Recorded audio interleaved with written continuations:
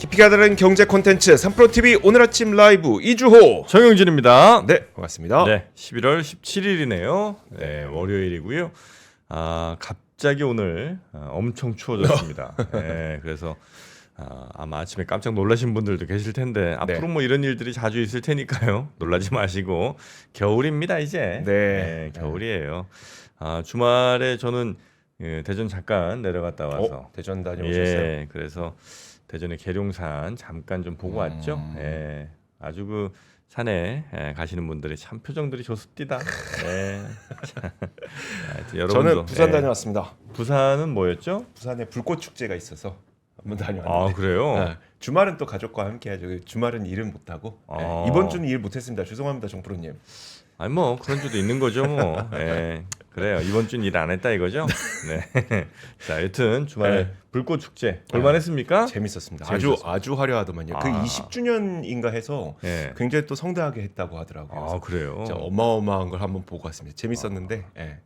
여러분의 주말은 어떠셨는지. 그러면 이제 또 저희는 일상으로 돌아와서 열심히 또 투자하고 일하고 해야 되겠죠? 그렇습니다. 네, 오늘은 우리 권순우 팀장과 함께 뉴스 보고요. 박병창 이사님과 시장 지난 금요일에 좀 많이 하락했습니다. 네, 우리 시장은 그랬었고 그다음에 밤에 열렸던 미국 시장은 오히려 좀 시작은 안 좋았지만 좀 말아올리는 모습을 보여줬는데 네. 어떻게 끝냈는지는 저희가 잠시 후에 권순우 취재팀장과 살펴보도록 하겠고요. 또 오랜만에 우리 김한진 박사님 나오십니다. 네. 이제 2026년 준비해야 되겠죠. 경기 전망을 살펴주신다고 하니까 함께 들어보도록 하겠습니다. 자, 그러면 권순우 팀장부터 만나러 갑니다. 어서 오십시오. 예, 안녕하세요. 어서 오세요. TV 권순우 취재팀장입니다. 네, 반갑습니다. 반갑습니다.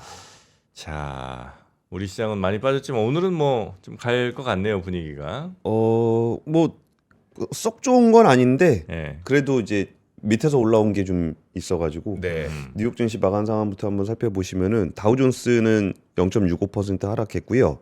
나스닥은 0.13% 상승했고 S&P 500은 0.05% 하락했습니다. 뭐 강보합, 약보합 정도인데 이게 그 초반에 비해서 좀 올라온 측면이 좀 있어서 네. 야 이게 뭐 이른바 뭐 저가 매수 아니면은 그 AI 버블에 대한 그 부분들을 좀 시장이 많이 반영을 했나 네. 뭐 이런 정도의 기대감을 조금 주고 있는 것 같습니다.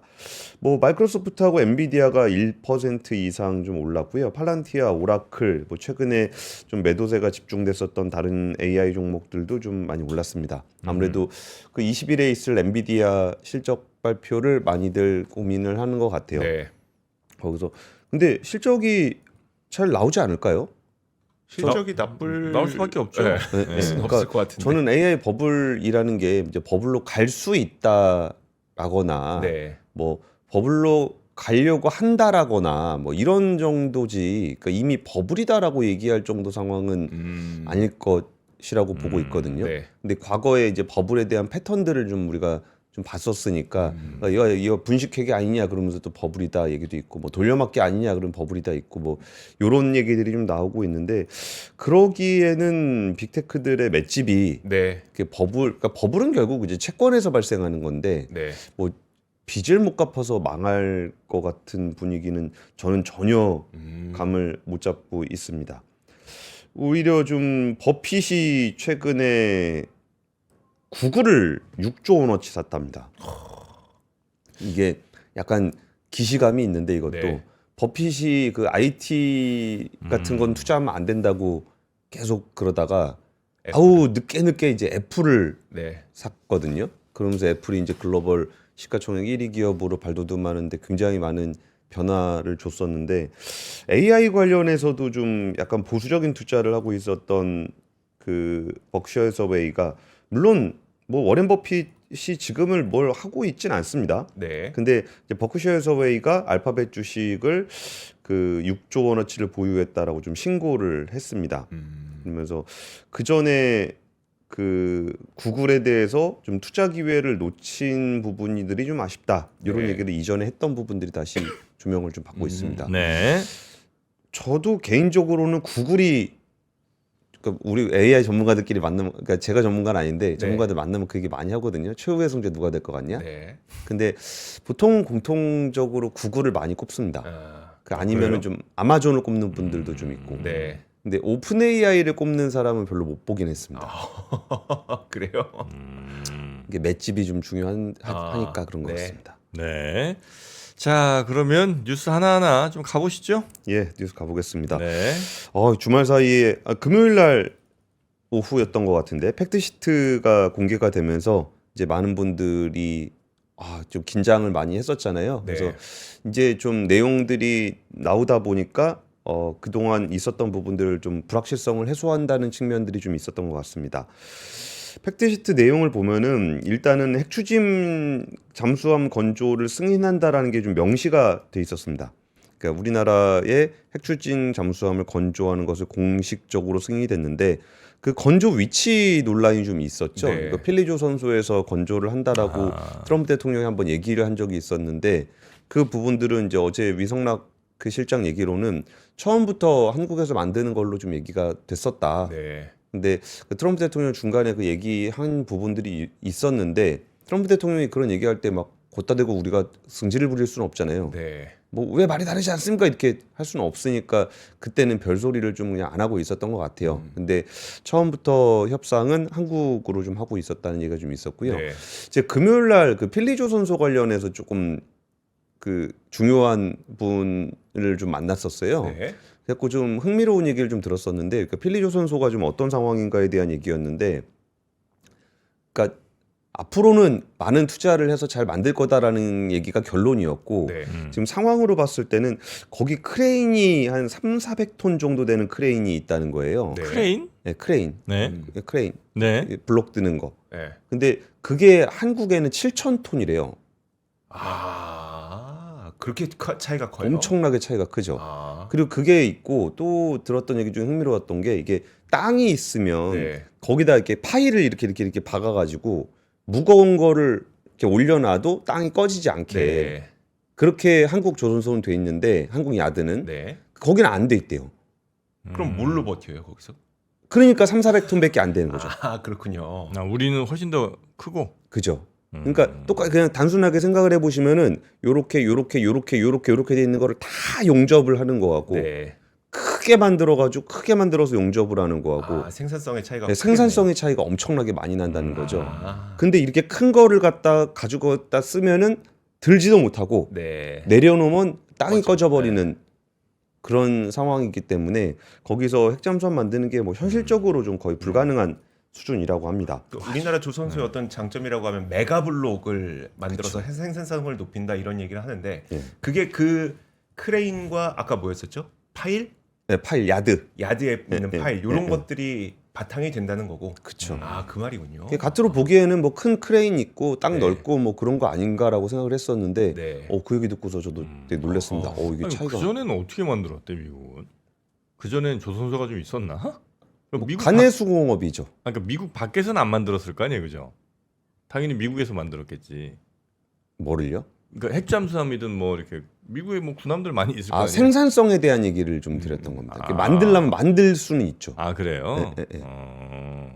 근데 옛날에는 도대체 어떻게 만들었나 생각이 드는데 되게 그리고 필리조선소 말고 네. 이제 군함 전용으로 하는 또 조선소들이 좀 거기 또 있습니다. 있고. 예, 물론 생산성의 측면에서 그 얘기 있었잖아요. 뭐 중국은 1,000대 만드는데 미국은 20척 만든다 뭐 이런 네. 것들 속도를 못 따라간다는 얘기가 좀 있었습니다. 네. 그리고 사실 중요했던 거는 핵잠수함을 어디서 건조하느냐가 아니라 여기서 연료를 어떻게 공급받느냐가 오히려 좀 더 문제가 됐었는데 그 우라늄 농축, 사용 후 핵연료 처리와 관련한 권한 확대를 지지하며 이제 한미 원자력 협정 개정 절차를 좀 진행을 좀 해야 되는 그런 상황이 됐습니다. 네. 근데 이 부분은 그러니까 오히려 어디서 만드느냐보다는 연료를 어떻게 공급받을 것인가가 오히려 좀 더 논란이 됐었다는 게 확인이 됐고요.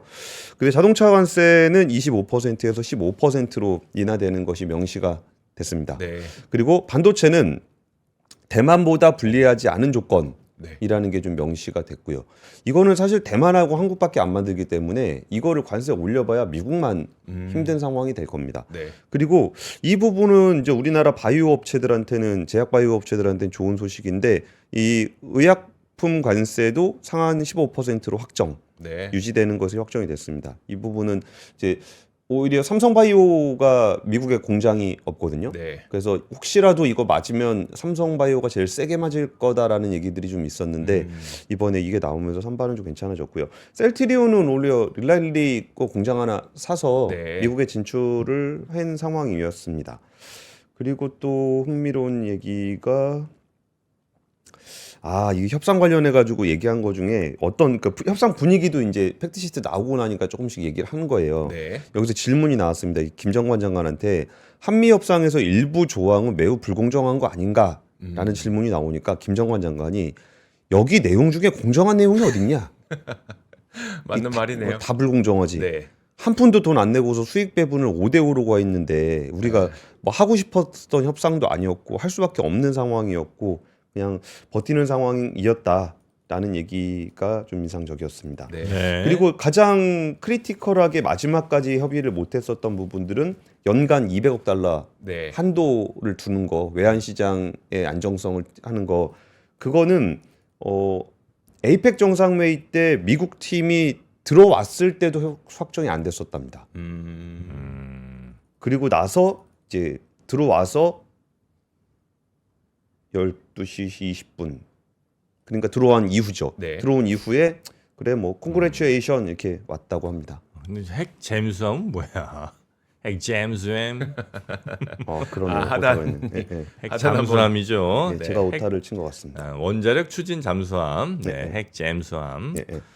그리고 이제 두 번째는 이제 정부가 나서서 뭐 속된 말로 몸빵을 쳤으니까 네. 이제 뒤에서 일은 기업들이 해야 되잖아요. 두 번째 그래가지고- 뉴스로 바로 넘어갑니까? 예, 두 번째 뉴스입니다. 네. 이어가시죠. 예, 그래가지고 이제 기업들의 순간 이제 기업들이 이래저래 해가지고 거의 어마어마한 수백조 원 규모의 국내 투자를 단행하겠다. 국내입니까? 예, 국내. 아, 그러니까 미국을 상대로 하는 문제는 네. 팩트시트로 해서 종결이 됐잖아요. 네. 근데 이제 국내에다가 많이 투자한다 그러면 미국에서 야, 너 다시 들어와봐 막 이럴 수도 있으니까 네. 팩트시트 나올 때까지는 얘기를 안 하고 있다가 원래 이전에 계획이 돼 있던 회의였어요. 네. 근데 그걸 뒤로 좀 밀어가지고 그러면은 이제 그럼 국내는 뭐 하냐 미국에다 덮어주고 나면 이런 걱정들을 하잖아요. 네. 그래가지고 좀 준비는 하고 있었는데 그러니까 미국에서 이제 그걸 가지고 또 시비를 걸까봐 발표를 안 하고 있었던 거예요. 네. 그래갖고 이제 미국에서 거 팩트시트가 나오니까 이제 한국 거를 발표를 하게 된 건데요. 삼성그룹이 5년간 450조 원을 국내에 투자를 한다. 450조, 예, 5년간. 예.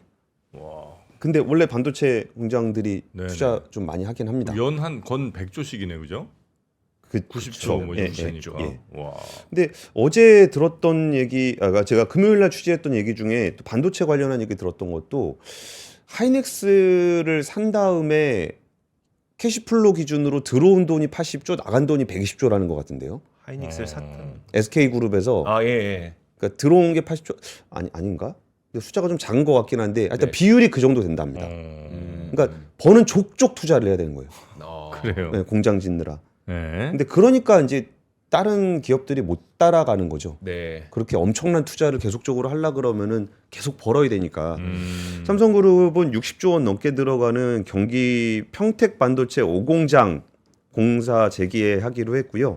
저 흥미로운 게 굉장히 많았는데 삼성 SDS가 전남에다가 AI 데이터 센터를 건립을 한다는데 이건 국가 AI 컴퓨팅 센터 건립하는 SPC의 주 사업자가 삼성 SDS입니다. 네. 여기에 15,000장 규모의 GPU 확보해서 2028년에 공급할 예정이고요.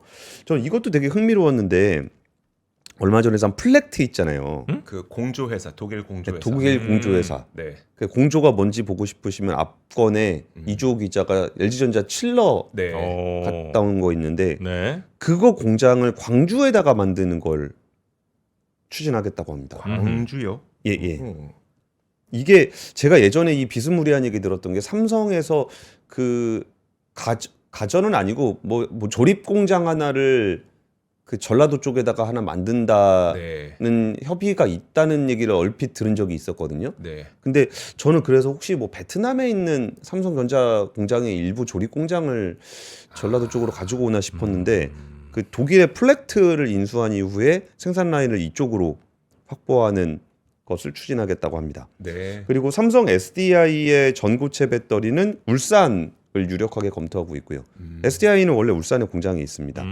그리고 디스플레이 8.6세대 OLED 요거는 그 IT용입니다. 네. 네. 그 노트북이나 패드나 요런 데 들어가는 거라 여긴 아직까지 무주공산이거든요. 근데 네. 내년에 양산 시작한다고 하고요. 시간이 벌써 이렇게 됐네요. 현대차 그룹이 125조 원 5년간 투자한다는데 이거는 그러니까 이전에는 5년 동안 평균적으로 투자했던 규모의 40% 이상을 증가시킨 수준입니다.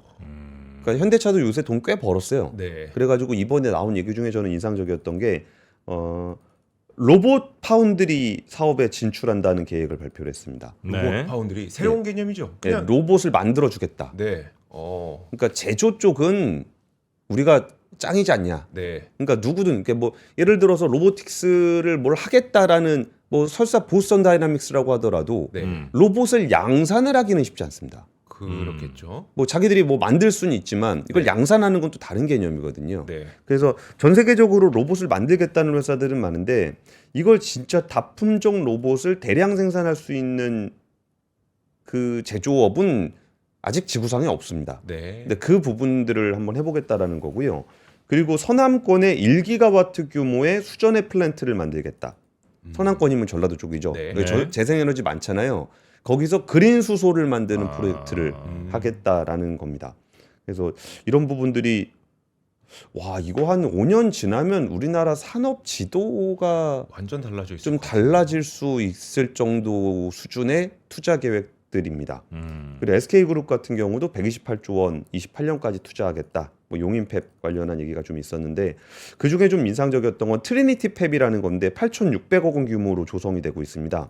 이거는 뭐냐면 반도체 소재 장비 회사들이 제일 어려워하는 건 뭐냐면 내가 만든 장비와 소재가 잘 작동을 하는지 안 하는지를 확인하는 게 진짜 어렵습니다. 팔기 전엔 몰라요? 그러니까 확인이 돼야 팔 수 있는데 네. 팔기 전에는 몰라요. 어떻게 해요, 그러면? 그래요? 진짜 어렵죠. 그러네요. 그러니까 내 소재가 잘 돌아가는지는 고객이 사서 써줘봐야 알잖아요. 네. 사전 점검이 안 돼요? 그러니까 그 부분들을 굉장히 긴밀하게 협력을 해야 됩니다. 그래가지고 사는 입장에서도 리스크를 지고 사주는 거고 네. 파는 입장에서도 얘가 없으면 안 팔기가 어려워요. 레코드를 만들기가 어려워요. 근데 그 부분들을 이제 첨단 반도체 개발용 미니팹을 만들어서 소부장 기업들이 자체 개발 제품들을 실증 테스트에서 양산성을 검증할 수 있는 그런 팹을 만드는 겁니다. 트리니티 팹이라는 게 그런 거예요. 예, 예. 그 소부장이나 학계 스타트업들을 위한 개방형 플랫폼을 만들겠다. 네. 정부하고 같이 추진하고 있는 거고요. 현대차 저것도 인상적이었습니다. 관세 맞은 거 1차 협력 업체들 관세 맞은 거 다 보상해 주겠다. 그래요? 네, 관세 때문에 고생하고 있는 거 그거 자기들이 다 흡수하겠다고 네. 이번에도 그 얘기도 좀 있었습니다. 어떻게 흡수를 해? 돈 준다는 거예요, 그냥? 보상? 그죠. 까는 거죠. 납품가에서 까는 거죠. 네. 그래요? 예, 예. 그러니까 이게 현대차 입장에서는 정부가 이런 협상을 해줌으로써 25% 맞을 관세를 15%만 맡겨줬으면은 몇 조 원 정도의 비용 부담을 덜게 된 거잖아요. 네. 그러니까 정부 덕분에 그 정도 덜었으면은 그 정도를 또 이제 협력 국가 차원에서 네. 기여를 한다는 거죠. 네. 그런 부분들은 정부와 기업이 정말 긴밀하게 협력을 해 나가야 되는 부분인 것 같습니다. 네네네. 자, 그리고 세 번째 뉴스까지 얼른 가볼까요? 이게 조선 얘기도 있었는데 시간이 없네요. 네네. 네. 테슬라가 미국에서 생산하는 전기차의 중국산 부품 사용을 중단하겠다라는 얘기를 좀 하고 있습니다. 중국산 부품 안 쓴다? 예. 미국 판매 차량에는 중국 기반 공급망을 이용하지 않는다는 원칙을 정했다라는 소식이 월스트리트저널을 통해서 보도가 됐습니다. 네. 근데 이거는 굉장히 큰 변화인 게 사실 기가 상하이에서 만든 그 전기차가 우리나라에도 굉장히 많이 들어오고 네. 미국에도 굉장히 많이 나갔었습니다. 왜냐하면 원가가 낮고 거기에 그 인산철 배터리 들어가거든요. 네. 그래가지고 일종의 그 테슬라의 글로벌 전략 중에 하나였는데 이게 그 미국에서 이 그 공급망에 대한 규제가 강화되다 보니까 미국에서 파는 것에 대해서는 중국 거 안 쓰겠다라고 네. 얘기하고 있는 거고 중국의 공급 업체들도 해외 공장으로 이전할 것을 요구하고 있고 뭐 대표적으로 그 AMPC 생산보조금. 생산보조금. 이게 2026년부터 중국산 소재, 비중국 소재 비중이 60%를 넘어야 되고 27년 65, 2029년 80, 2030년에 85%까지 올려야 됩니다. 비중국산을. 그러면은 이거 어설프게 좀 섞어서 쓴다는 전략 가지고는 쉽지 않다라는 것을 테슬라는 결정을 한 것 같습니다. 네. 최근에 그 테슬라로 추정되는 그 업체가 네. 그 우리나라 뭐 소재 업체라든지 배터리 업체 쪽에다 자꾸 이렇게 주문을 넣고 있거든요. 네. 근데 그 주문들이 들어가는 시점들을 보면 얼추 요쯤 됩니다. 27년, 네. 28년 요쯤 되는데 이런 부분들이 이제 테슬라가 먼저 좀 움직이고 있는 것 같고, 그리고 우리나라에도 과제가 좀 있는데 우리나라가 그 배터리, 그 인산철 배터리를 아직 잘 못 만듭니다. 네. 근데 지금 이 부분들에 대한 수요는 확실하게 생겼거든요. 그래서 이 부분들도 인산철 배터리 양산을 빨리 캐치업을 해야 되는 과제가 좀 있는 것 같고, 네. 그러니까 기회는 확실히 왔고 이거를 잡을 수 있는지는 이제 우리나라 배터리 기업이나 소재 업체들의 경쟁력에 달려 있는 것 같습니다. 네. 그래요. 알겠습니다. 자, 그러면 또 우리 권순우 팀장님 또 보내드려야죠. 예, 오늘은 네. 좀 가봐야 될 것 같습니다. 자, 하여튼 고생 많으셨고 내일 아침에 뵙겠습니다. 예, 감사합니다. 네, 감사합니다. 하버드 대학교의 수업 현장이 위스덤 칼리지에서 재현됩니다. In fact, let's give a microphone back here. Both of you stand up, because we want to discuss this. So, can you stand up also? All right. See if you can persuade. 소름 돋는 통찰, 끝없는 기립박수, 이 놀라운 순간을 만들어가는 건 바로 위스덤 칼리지와 당신입니다. 가끔가다 한 번씩 진행되는 특강이냐고요? 아니요. 2026년도부터 각 분야 최고의 전문가 17명의 꿈같은 강의가 계속 이어집니다. 당신의 삶을 바꿀 기회, 지금 최저 등록금 기간 위스덤 칼리지 2026 학년도에 입학 등록하세요.